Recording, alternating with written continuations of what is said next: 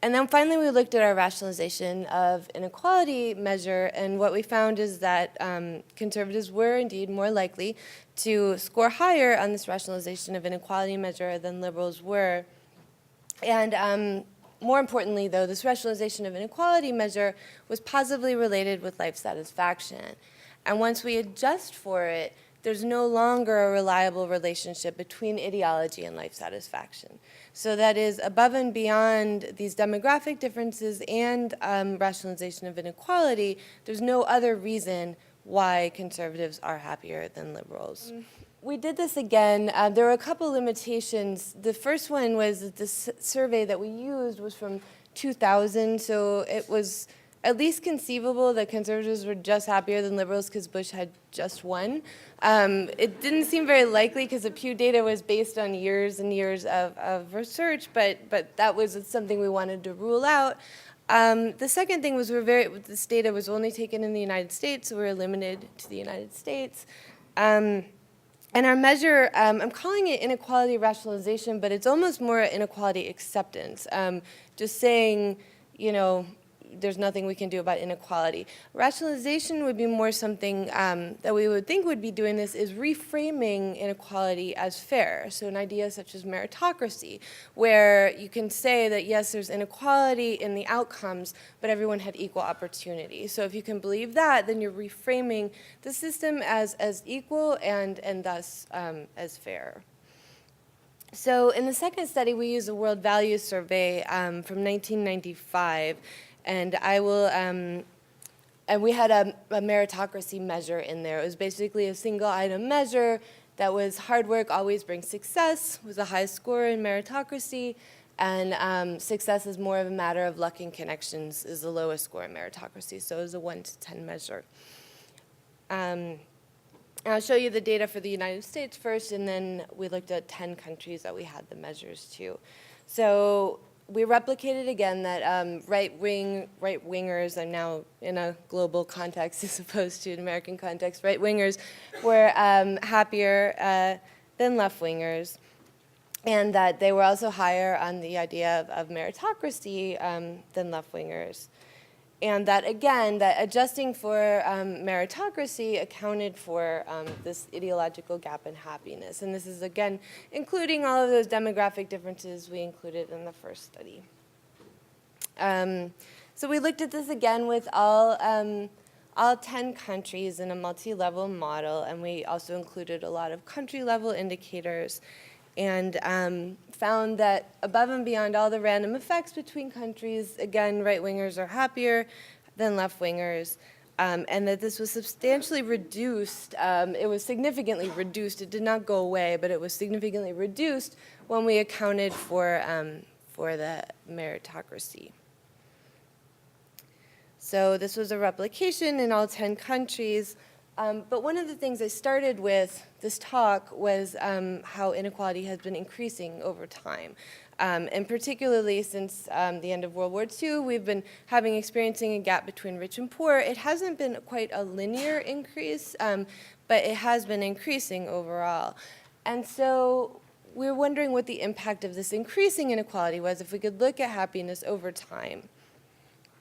And this seems like inequality might be a sort of peripheral thing that might not really affect people's sort of everyday happiness, but there's actually a growing body of literature now talking about all these sort of non-economic indicators of happiness, of a nation-level happiness. So it all started with looking at how much a country's wealth predicted its level of subjective well-being. And it turns out to be that relationship seems logarithmic, so sort of the opposite of exponential, that after a certain point, which is higher than people sort of thought initially, increases in wealth don't tend to increase happiness of a country. But there's been plenty of other things, such as social capital, increase in human rights, increase in peace, that definitely do increase national level happiness, and we thought inequality might work in the same way.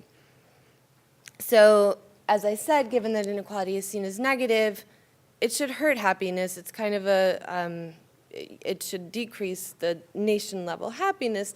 But if we can use ideology to sort of protect ourselves or buffer against what would otherwise be a negative experience of increasing inequality, we should see that the gap between liberals and conservatives over time is changing as a function of inequality. So we predicted, again, that inequality would be inversely related to happiness, but also as inequality increased, and I'm talking about income inequality, the gap between liberals and conservatives would be exacerbated. And so we had data from the General Social Survey. It's from 1974 to 2004, but we didn't have data for each year. So we had data for 20 of that 30-year time period. And in all of those 20 years, they were asked about how happy are you, what's your political orientation, and then a whole host of demographic variables. On the year level, we just got measures of things like that could have potentially affected happiness, so unemployment rate, inflation rate.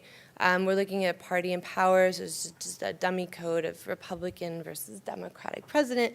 And then the measure of income inequality we used was the Gini index. So it's an index that comes out every year that the closer it gets to 1, the more inequality it means. The closer it gets to 0, the more equality. So it's a 0 to 1 measure of income inequality. And so on the year level, what we found was, sort of with the notable exception of the Gini, these other things don't quite matter too much. There's very small small negative relationship between unemployment and nation-level happiness, but quite small and sort of negligible. If anything, people are getting slightly happier over time, but again, quite small. People are now happier when they have a Republican versus Democrat president. But as the Gini increased, so as it got closer to, as it increased in inequality, nation-level happiness went down. Was negatively related to the Gini. And these are the cross-level interactions, and they're not going to make much sense till I show you the graph, but I'll just tell you that there was a small positive effect of conservatism and well-being. And this was not qualified by the president. So it's not that conservatives are happier when they have a Republican president and liberals are happier when they have a liberal president. That was not the case. But it was qualified by the Gini. And so what this looked like was this. Basically, I hope you can tell the colors there. The top line is conservatives. It's blue and then purple. I don't know how it's coming out. But as economic inequality increased, everybody's happiness declined, but liberals declined to a greater extent than conservatives. So basically, it was not affecting conservatives as much as it was affecting liberals, even though it was negative for everybody.